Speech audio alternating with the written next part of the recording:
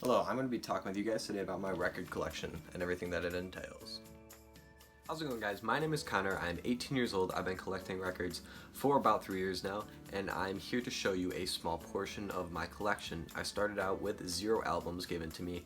I bought everything that I own, and I'm here to help out people that have nothing that want to start this, especially people my age and people that have no idea what they're getting into. I have first-hand experience from having 0 knowledge whatsoever and getting my record collection into something that is something I'm truly proud of. So I'm going to be going through some of my favorites. I collect mostly from the 60s, 70s, and 80s, but I also collect from other eras and other genres, but I do collect mostly classic rock, so we'll get right into it. So before I start, I wanted to let you guys know that every single album I show you today is a first pressing, or other people call them an early issue or a first issue. That means it's an LP press from the original first masters. I collect these because I enjoy the history of music and I enjoy having a original first pressed album than a re-release.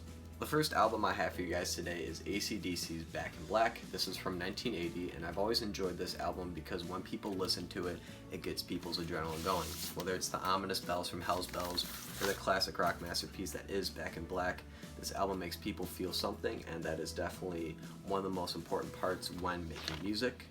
Cool fact about this album is it sold over 40 million copies, and it's still one of the highest selling albums to this day, even 40 years later. It was also the first album AC/DC recorded after the death of Bon Scott.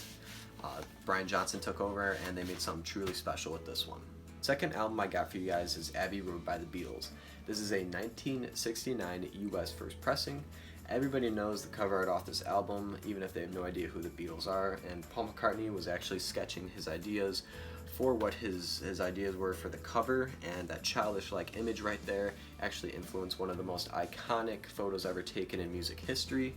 This is on the Apple label. The Beatles are my favorite band of all time, and Elton John is my favorite artist, and this is currently my favorite record by them. I say currently because with this band, favorite albums and favorite songs tend to change. The next one I have for you guys is Queen and Night at the Opera. This is actually a UK Blair pressing. It cost me quite a lot of money to get because I bought it from the UK and had it shipped from the UK.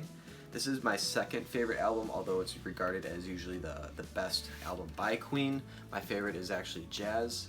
At the time of its release, it was the most expensive album to create. It cost $500,000 to make to today's standards, so it cost a fortune to make at the time of its release, and it's a great album. The next one I got is Slippery When Wet by Bon Jovi. I actually picked this one up at a record store, which I was pretty surprised about because with the popularity of this type of album, they tend to go in and out the door pretty quickly. Everybody knows the songs on this album, especially Living on a Prayer, but Bon Jovi actually wanted to scrap it from the track list, but luckily Richie Sambora convinced him to keep it on. Bon didn't think it would be a hit, but Richie said that he knew it would, so they kept it on, and the rest is history. So Bon Jovi, Slippery When Wet. Next up is Hotel California by the Eagles. This is from 1976. I picked this up at a pretty mediocre record store and I was pretty surprised because I wasn't expecting to come away with this. Pretty cool fact about the album is while recording this in the Hotel California sessions, Black Sabbath was actually right next to them in the studio, and they were being so loud that the music was leaking into the songs on this album, and they had to re-record some of their songs. Pretty cool fact. Next up is the White Album by the Beatles. This is from 1968. This is a US first pressing. Has that stamped number on there. Has a very simple design to it. Has the track list here, pictures here, and the back is just completely white. Also comes with 4 pictures of the different band members. Here's George Harrison. And on the inside it also comes with a poster, but it'd be impossible to get in the frame because it's so big. During the recording of this, George Harrison pitched While My Guitar Gently Weeps, which is one of my favorite songs off the album, to John and Paul, but they didn't really take it seriously, so he had to get Eric Clapton to play guitar on the song, and afterwards it finally got the respect it deserved. So there's the White Album by the Beatles. Next up is from the boss, Bruce Springsteen. This is Born in the USA. I like this album a lot and I never find myself bored, but some people don't like this version of Bruce because he brought more of a pop vibe to his music in this point in his career. The title track, Born in the USA, is not what most people think it's about. It's actually about issues regarding Vietnam veterans, and returning from war.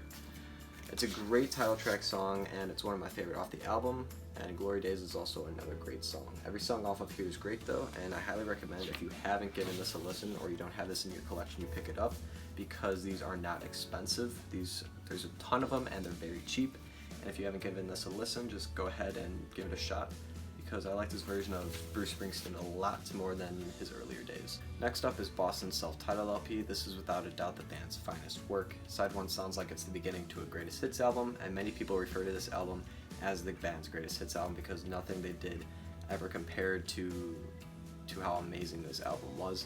I had to go online for this one because I did not think I would have been able to find a clean version in stores, because often these are pretty beat up wherever you find them. And luckily I did, because the sound quality on this is pretty spectacular. It sounds like it's never been played before, and I'm pretty lucky to have this because I only had to buy this album once to find the copy that I really wanted. Next up is Tom Petty's Full Moon Fever from 1989. This is the first album he did as a solo artist away from the Heartbreakers. Right around the time of recording this, somebody tried to burn down his house in an apparent assassination attempt, and he was able to survive that, and he went through a lot of change in the time period of his career because it was his first solo album. Somebody tried to hurt him, his family. Luckily nobody was at the house, nobody was hurt in the incident. A lot of people don't know about that about Tom Petty, but I found this album very relatable in many ways, with the stubbornness of I Won't Back Down, the bittersweet ending of Free Falling, and the termination of Running Down a Dream. A lot of people can relate to at least one song in this album. Next up is Dire Straits' Brothers in Arms. This album got the band their first Grammy win. It's a fantastic album and it has an amazing vocal performance on numerous songs. I enjoy the album thoroughly all the way through, and I was originally looking for this one online because I wanted a very clean introduction to the song Money for Nothing, but I was able to find this in a record store and it sounded amazing. Next up is David Bowie's Heroes. This is from 1977. This is a UK first pressing. This is my second favorite Bowie album behind Ziggy Stardust. My favorite song off this album is the title track Heroes, and is the most popular. It was originally supposed to be an instrumental song, but Bowie was inspired from the Berlin Wall to write some lyrics, which made an amazing song. This album is a great example of an artist growing up into something greater than himself.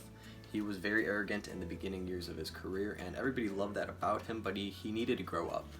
And you could just tell by the way that he's dressing and how his hair is in this cover picture, like how much that he grew up, and I think all of us can relate to that in some way. Next up is Elton John's Goodbye Yellow Brick Road. This is my favorite artist right here, Elton John, and my favorite album by him. It was the first album I ever bought, and it's been a great motivator to keep my collection going, and it was a great motivator when I first started out. I highly recommend that if you guys are getting into collecting, you buy your favorite album for the best price you can. If it's too expensive, go to your second favorite one. It'll be a great motivator for getting more and more for your collection. I hope you guys liked the video. That was just a tiny portion of my collection. I'd be happy to show a ton more. Please like, subscribe, leave a comment, tell me I'm doing something right. I'm just here to help out people that are just trying to start out in this hobby, trying to become a part of this YouTube community. So just let me know and I'll be there to answer for you guys. I hope you have a great day wherever you're at, and that you guys keep collecting.